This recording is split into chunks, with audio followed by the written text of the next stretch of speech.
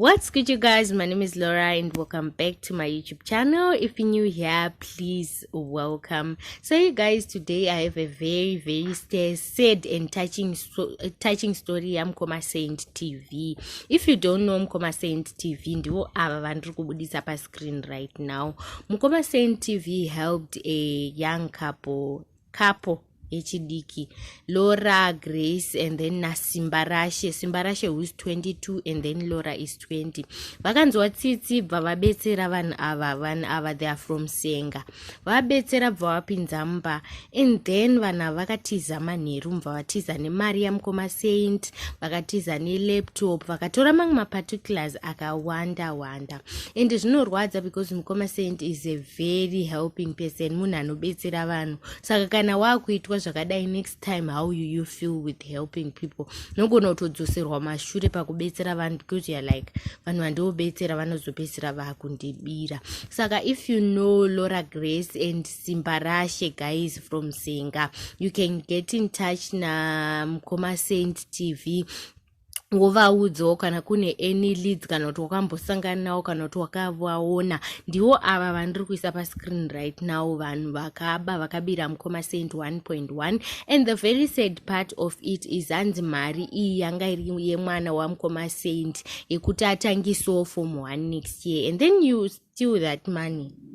Wabetserwa iwe watorwa kuti ubetserwe and then wobva waba mari. Guys, in my own analysis, I think vanhu ava ndofunga pane munhu akatovatuma kana kuti they were already on a mission, because how can you step into someone's house wotobatwa nemweya wekusiye chaimba yemunhu wakutoba wakutoenda nemari? It's not nice, guys. It's not nice. And unodzosera vanhu vanobetsera vanhu kumashure after doing that, because inini the next time I wouldn't want to help someone, because ukapfuura nepanzvimbo ka ubva wapondwa nematsotsi, the next time you are passing by that place uringofunga kuti ndikazopondwa futi, and you see the feeling.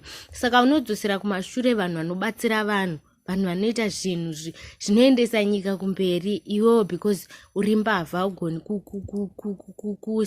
kuisa inonzi kusungirira maoko ako iwewe, unoda kungoba. It's so sad.